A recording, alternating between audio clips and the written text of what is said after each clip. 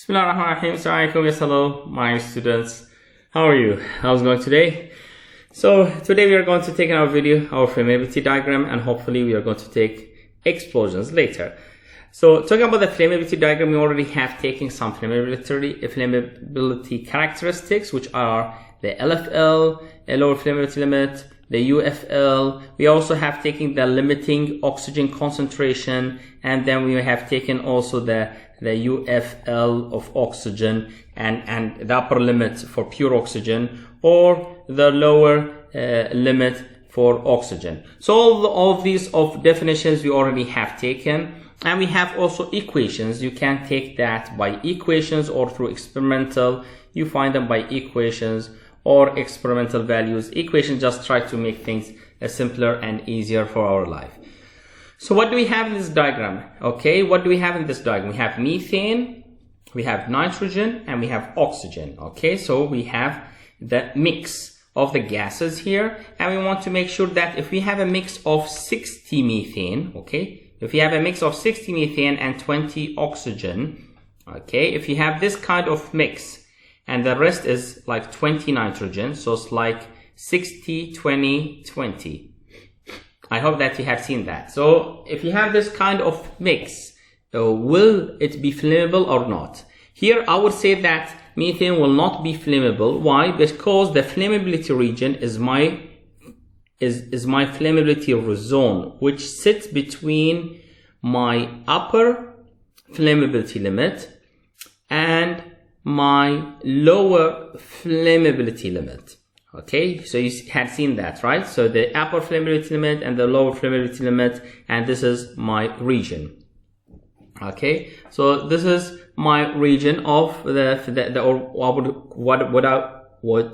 would call the flammability zone. So now I can say that here that the point A that I have is not flammable. But the question here is that how did I draw these lines? How did I draw this diagram, this whole diagram, flammability diagram that I have in front of me here?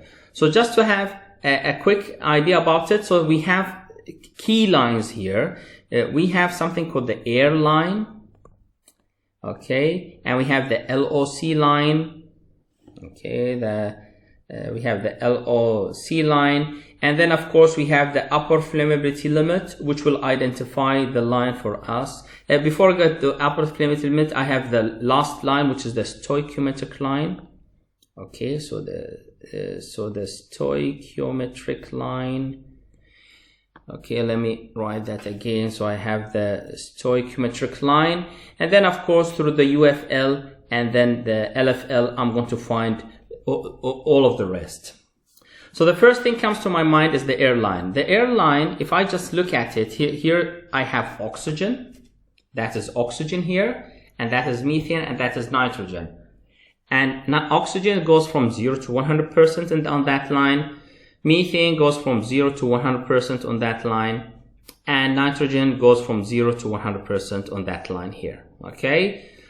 So what do we have? Air is like, it goes from like 0 till above 79%. So this is 79% of what? Of nitrogen, in which the rest is how much?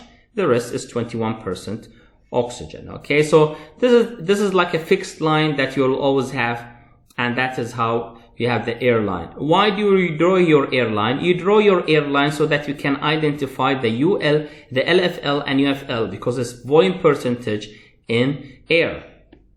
And to find out this LFL and UFL, we already know that for methane, LFL is 5% and UFL is 15%. If you take this line, if you just measure that line, for example, it's 10 centimeter, right? And then you take 5% of that and 15% of it. So you're going to find the point. So here we already found now we have drawn our airline, and then we identified the UFL and the LFL and EFL. So we finished with the first part. Then we go to the second part, which is the stoichiometric line. And stoichiometric line, you go and you take Z divided, we already know Z. So Z divided by 1 plus Z, and you multiply this by 100%. Okay. So again, what is Z? If you can recall, This is the Z value where we can find what is LOC, or we can find this experimentally, the LOC. But if you go back, we already found these values here where we have hydrocarbon plus ZO2. Okay, did you get this? ZO2. So what we are going to do, Z divided plus 1 plus Z. So in this case, if Z is equal to what is Z here? I think so it was 6.5. I remember there was some kind of 6.5 number here. Okay, I can't get the number here, but for example, yes, for example, Z here is 6.5, so it will be 6.5 divided by 1 plus 6.5, and then you multiply by 100. So if you do this, you're going to get what? You're going to get your stoichiometric line. You're going to get the stoichiometric line. And I think so it's a good idea that if we do that, so if you have CH4 plus O2 giving us CO2 plus H2O, right? So this is our reaction here. So how to balance that? I have 3 O's here and 1 O here. C is 1, C is 1. I have 2 and 2, so I'm going to multiply by 2 here. So I multiply by 2 here. So I will have now 4 oxygen and 4 hydrogen, which is good. So 4 oxygen, that means I need to do what? I need to put 2 here. So now this equation is balanced and my Z is equal to 2. So Z over 1 plus Z. So it is 1 over 3, which is about 66.7%. So this is like 66.7%. You already can see this. And then you're going to draw the line till it goes to 0. So this is the way how to get the stoichiometric line. So now we have our air line with our UFL and LFL. We have our stoichiometric line. Okay, we have our stoichiometric line. What else do we have? Now the last thing we need to have is the LOC. We can calculate LOC or get it experimentally. Okay, so let's say that we have it experimentally, the LOC. And because you have it experimentally, I think so it's a good idea also to go back and find out where can I find LOC. Okay, so if you can see that we have methane here. If we have methane here, nitrogen and air, we have 12%, okay, 12%. And if you go to the 12%, so this is 12% here, and we are going to go parallel to this line here, parallel to this methane, the triangle line. So if you go parallel, it will go down here till it hits here. Okay, great. So now there are some points that we need to consider. So here, this point here, where we have an intersection between, like this point here is like the intersection between the LOC line and stoichiometric line. So this is the intersection between LOC and stoichiometric line. And this is this point here, okay? And we already have the LFL and UFL. So what you need to do now is you start and extend. You start extending to find out the flammability region. So I'm going to extend my intersection between the LOC, which is something to do with the limiting oxygen, right? It is the limiting oxygen concentration, right?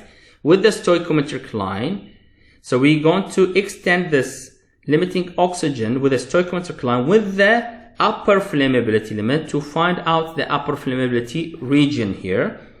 And then we're going to go to the limiting oxygen concentration with the LFL to find out the lower limit in pure oxygen. And in this case, I found out what? I found out my flammability zone. So that is my flammability zone. And now I have found my flammability zone. I know that this A, it is not flammable because it's out of my flammability zone. Great, so that was our flammability diagram. I know it is very beautiful. It looks great, but it's not as simple as you look at it at the first moment, but it is very simple if you go procedures, right? If you go step by step. This is something that for problem 623, maybe we're going to solve later. Very similarly, but this is drawn by hand. And again, what you need is the air line. So this is the air line here, which goes to 79%. And then you're going to go to benzene. So benzene, I can't remember what is Z now for benzene. Okay, so you're going to go to benzene, which is like 6C6H6, okay, plus O2, giving us CO2 plus H2O, right? And now if you don't want to do the balance, I have like 6 carbons, so I'm going to put 3 here. Sorry, I'm going to put 6 carbons here. Okay, and I have 6 hydrogen. Because I have 6 hydrogen, I'm going to put 3 here. So I have now 6 carbons and 6 hydrogen. How many oxygen do I have? I have 12 oxygen plus 3. 12 plus 3 is 15. Okay, so it's 15. So I am going to have here 15 over 2, which is 7.5, right? So Z over 1 over Z, which is 7.5 divided plus 1 plus 7.5 into 100. And if you do this calculation, which is 7.5 divided by 8.5, is going to be about 88.2%. Okay, so this is the line here that I have, 88.2%, and then you're going to go to the 0 line here. Okay, so that is my stoichiometric line. On my air line, I'm going to go from 0 till about 79% here. So that is my air line here, and over the air line I have the ULL, the LFL and the UFL. I'm going to find the LFL and UFL on that line here, and we can see that it's 1.4% and 7.1%. Here he's taking it on this line here. It's just sometimes easier to do this. Okay, it's sometimes easier, but it will be a good approximation, by the way. But if you take in that line the 1.4%, and in this case I need another color for that, so it's like 1.4% for LFL is somewhere here, and the UFL is going to be, how much is 7.1%? It's going to be somewhere here. Okay, so what I'm doing here, I'm identifying my the LFL and the UFL. Do I have something more? Yes, I have the last line, which is the LOC line. And here's the LOC line. So what is the LOC? Is 11.4%. So getting LOC 11.4%, and I go parallel to this fuel line, which is the benzene. So I go parallel down till I get down there. Okay, till I get down there. So I'm going to go back to my color, my blue color. So I'm going to go down there. Okay. And then what did we say? We said that we need the intersections. The intersections are very important, which is the LOC intersection with the stoichiometric intersection. Okay, so this is the intersection between these lines. So I have now the limiting oxygen concentration intersection with the stoichiometric ratio, a line, and I go like that. Why did I go like that? I connect these 2 points. I connect with the UFL with the limiting oxygen, and then the LFL with the limiting oxygen to get the bottom line, and then I'm going to get what? I'm going to get my flammability region. Okay, so this is like just a different example for you to look at. I already have given you the how to do the calculations, and this is just the explanation of how to do this kind of calculations. So I think so I'm going to keep that for you if you want to go back to it, because this is just the explanation to all what I have explained so far. Okay, so what do we have here? This is just an example saying that, well, if this is my flammability region, okay, if this is my flammability region that I have, okay, so if you go back, I just want to mention that because it's very important. You can see that the flammability region is this area here with some of this area here, right? So going back to my line here, so what do I have? This is my flammability region. Now if I want to design and take a vessel which is, I want to take it out of service, okay? What do I have out of service? If I want to take my system out of service, I need to be careful when I'm emptying it, right? When I'm emptying it and going down on this line, I should be careful that I'm crossing a flammability region, okay? I'm crossing a flammability region. And in this case, of course, if I'm emptying it, I'm having full air. So if I cross this flammability region, this could be dangerous, okay? So this area we should be careful about. So one kind of a solution is that what do? You try to go away from that flammability region, okay? To go away. Or you can introduce some kind of a nitrogen here. So if you get to this point, you're going like that, and then you're going down again, okay? So I'm just mentioning this because just having this into your mind, and that you should be careful that you do not cross the flammability region. You do not cross the flammability region. And again, this is an example, a very similar example to what we have taken. And actually what this example is exactly the same one, but it shows me the dotted line here, the flammable mixture, the empty line, dotted lines, dotted points, a non-flammable mixture, and then the soot formation. Soot is the carbon, the black carbon that we have. So these are experimental data, and when we run the experimental data, actually we didn't run this. These guys, these are the ones. This is Meshuggah, and he had these experiments. And what did he find? He found out that these experiments, all of these experiments, they were flammable. These empty dotted points that we have, they're not flammable, and we can see how this is very satisfactory to the diagram that have. These are not flammable. All of these are not flammable. You see how beautiful is that?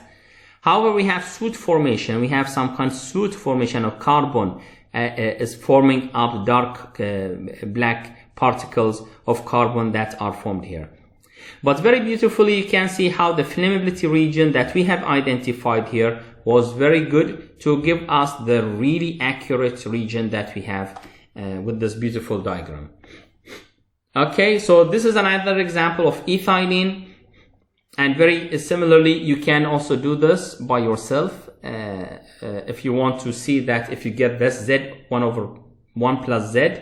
If you get this correctly, you get the LOC line, so the stoichiometric line, the LOC line, and of course the LOC line is parallel with this triangle here, and then the air line from 0 to 79%, and then we identify over the air line the UFL and the LFL, and then we have the intersection of the limited oxygen concentration with the UFL to get the upper oxygen limit, and then the limiting oxygen concentration with the LFL to get the lower oxygen limit, and then I get my flammability region.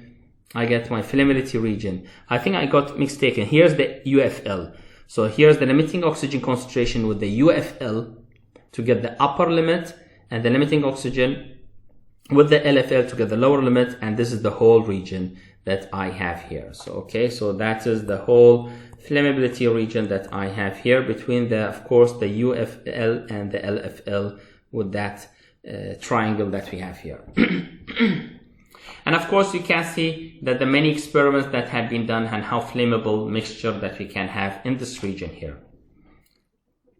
Okay, there are some other examples. I'm not going to go into that, but you may in your life go through some kind of a triangle which looks like that. So there are some other kind of efforts to have different kind of representation of a flammability diagram. So this is experimental flammability diagram, and this way it has some advantages, and as you like, you can use this or that.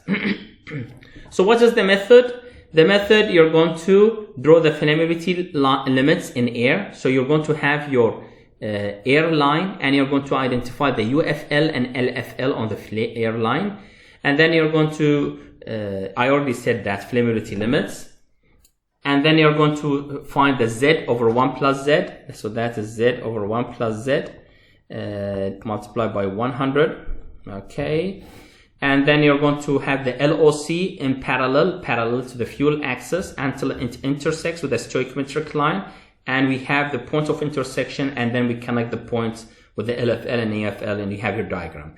Okay, so I'm just explaining this. So this is the method. Please go through it. So these are the methods that you just need to go through to identify the lines there. I think I have explained the flammability part diagram good enough. So let's take the rest what we have from the flammability characteristics part, and we are going to stop at the explosion part. So what do we have here? The ignition energy. So we have the minimum ignition energy. We already went through the autoignition temperature or with the ignition source. Of course, autoignition temperature is without the ignition source. It is with the minimum energy that ignites that combustion material. So it is the minimum energy input required to initiate the combustion. So the minimum energy depends on the chemical or mixture, the concentration, pressure, and temperature. So it depends on all that. So it's not that it doesn't depend on pressure or doesn't depend on temperature. And as we have seen, the UFL changes with pressure, the UFL changes with temperature, the LFL changes with that.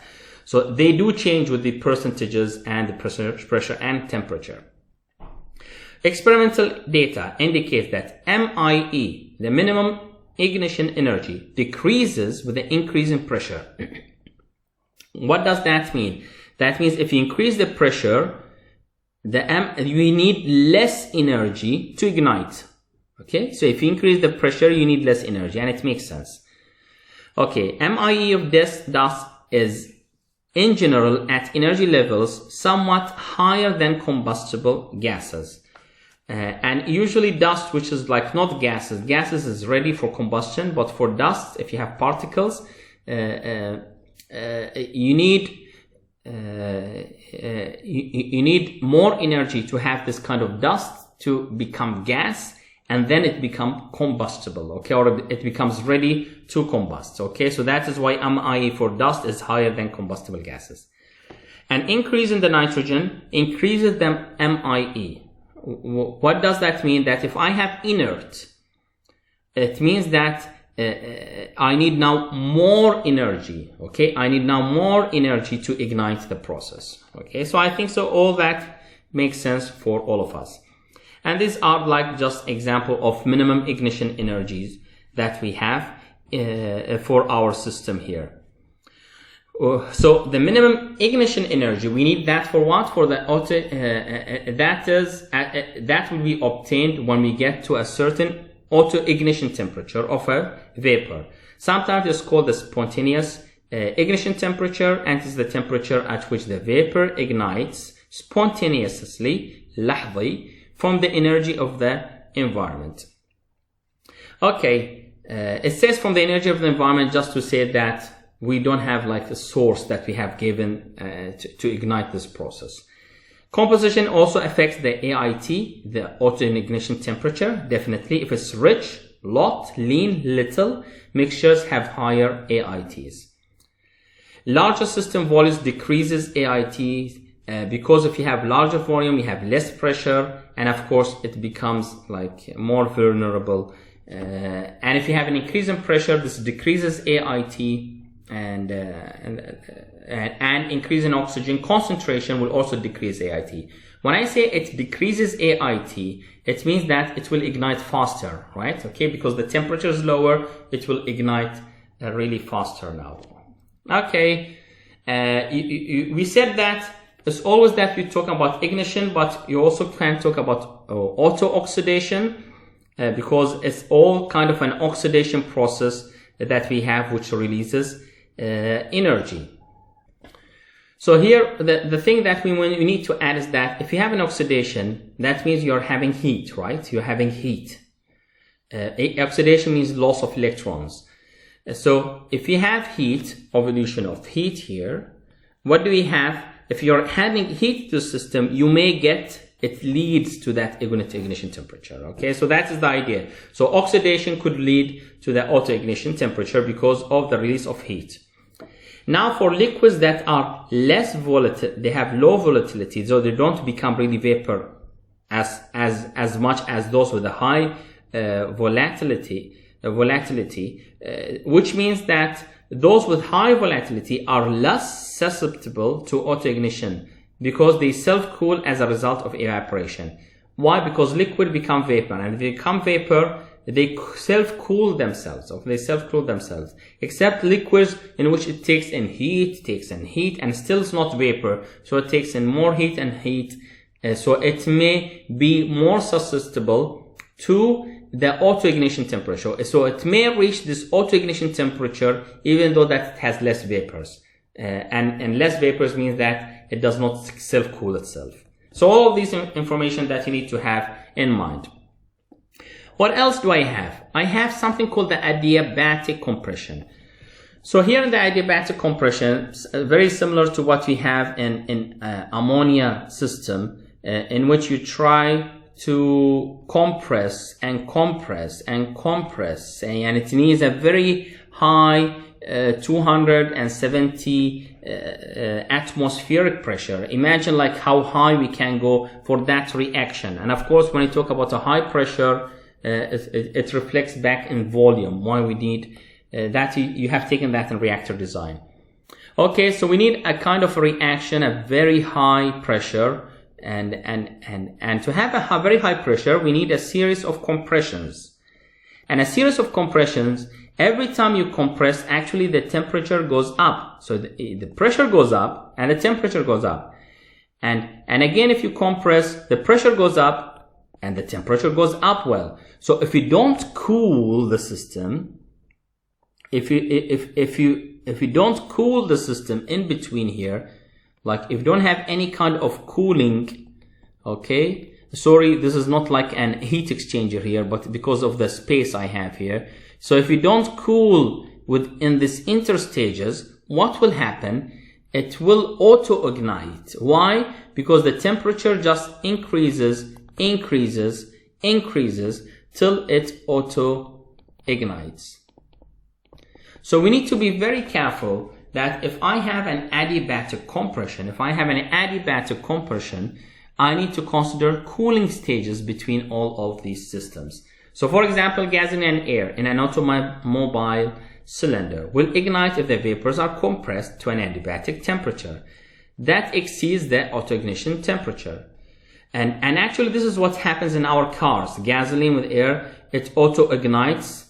Okay, we have it is compressed to an adiabatic temperature that it exceeds the autoignition temperature. That's what's happened. We leave it. We compress using the pistons, and then it exceeds the autoignition temperature. And when it exceeds the ignition temperature, it explodes. We have fire and explosion. And because we have fire and explosion, everything, then we have energy. And from this energy, we can drive our car. And for old cars in the 70s and 80s, actually, if you go and close your car, for example, this is the cause of the pre-ignition knock in engines that's running too hot or too lean. That's a different reason. But that is also a reason that when you put off your car, it will still run. And you can hear it running and running. And the reason that it's running, because you have still this auto-ignition thing is still happening. It's still beyond the auto-ignition temperature. But of course, with the new cooling system that is in our cars, you can see that it is going to close down.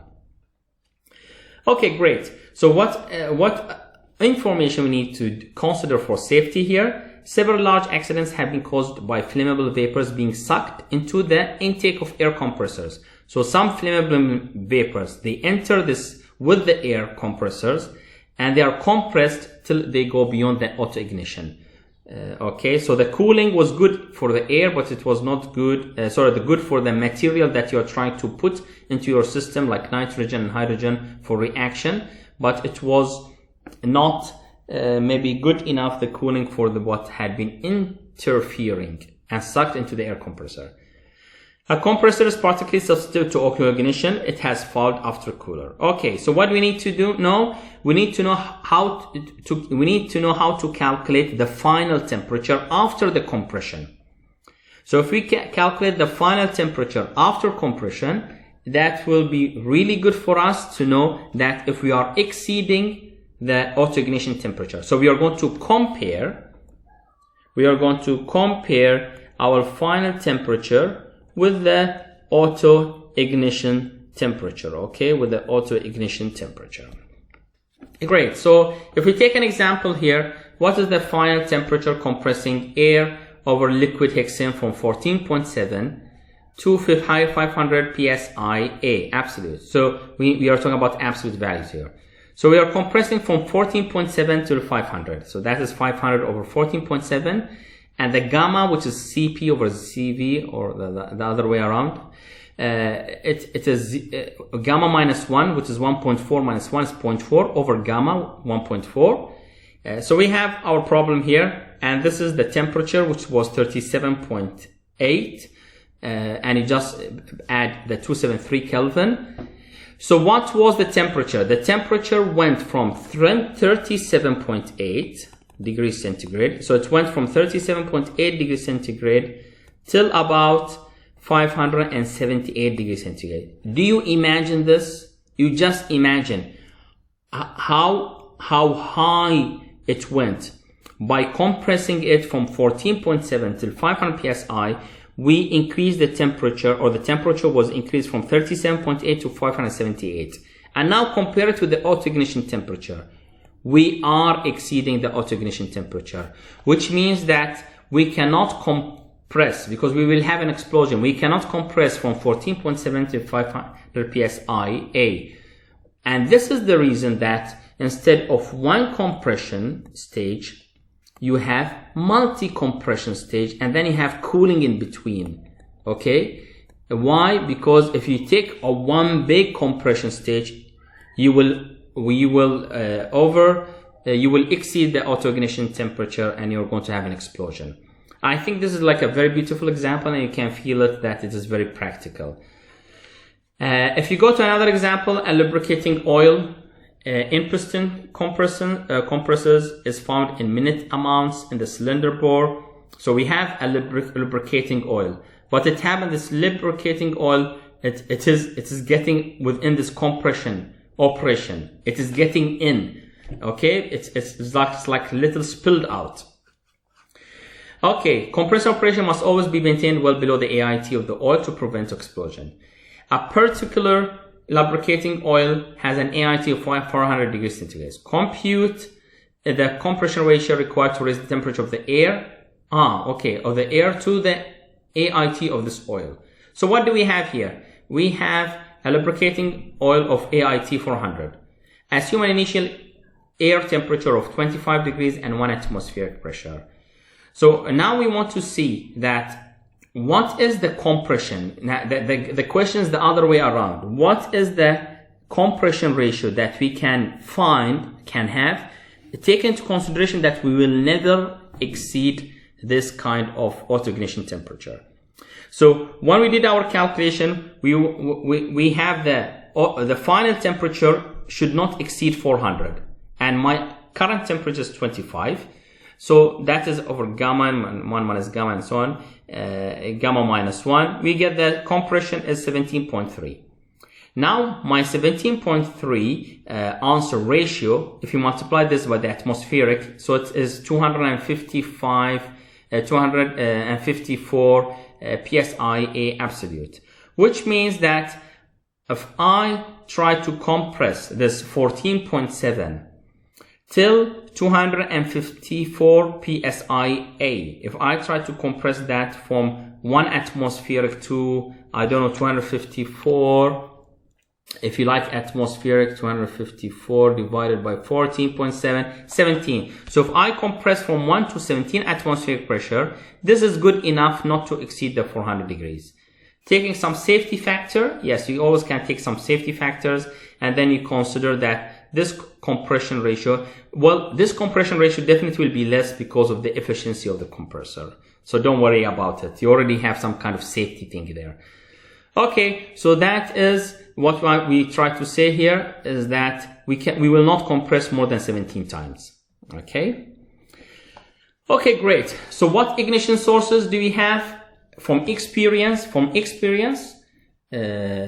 main ignition sources come from electrical wiring of motors. You can imagine how wiring of motors could cause a big problem.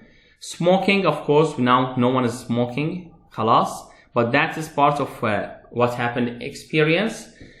Friction of broken parts, bearings, because you have a lot of metals, so any friction could also cause some kind of a spark, and a spark with any kind of a vapor, flammable vapor, will cause an explosion.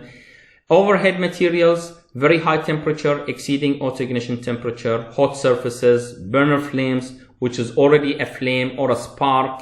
We have some rubbish, and with some kind of what happened, it went into fire and caused everything. But these are little bits and pieces, but mainly we have this region here in which we should control as safety. We also want to talk about the sprays and mists before we get to the explosion part. So talking about the sprays and mists, we are talking about some kind of liquid, but رذاذ, okay, a very small droplets of liquid. And actually what happens here is that when you have mist or sprays pass through orifices. That means you have a very small opening. And when these small droplets try to pass through, they have like sprays or mist, they pass through this edges of this orifice, you have some kind of charges. Okay? And these charges are static electricity. And that static electricity is like when we play, we put a balloon on our head and we just scratch it on our head with that friction. It causes a static electricity. Or if you wear some kind of a plastic, whatever, not plastic, and nylon shirt, and you take it off, and in the dark you can see the sparking things getting, and you can hear it as actually. So this sparks, or these small electrical charges, a charge may accumulate and discharge in a spark, like the thunder that happens when we have some kind of rain. So imagine that we have a discharge in a spark within a flammable region. If flammable vapors are present, a fire or explosion could occur. Imagine that. Mist and sprays also affect flammability limits. They also can change the flammability limits. Okay, so we need also to consider that because if we have different flammability limits, maybe our safety precautions will be wrong. For suspensions, now these are from experience. So if we have droplets suspended, يعني في الهواء, suspended معلقة, less than 0.01 millimeter. So it is with that kind of diameter. The LFL is the same as the substance is in the vapor form. So it's not that different. Okay, it will be the same. However, for mechanically formed mists, so we form that mist with drop diameters between 0.01 to 0.2 mm. So it's greater than 0.01. The LFL will be lower. And when we say the LFL is lower, that means it could be more dangerous for us because now the LFL is lower. We can get to that lower flammability limit very quickly.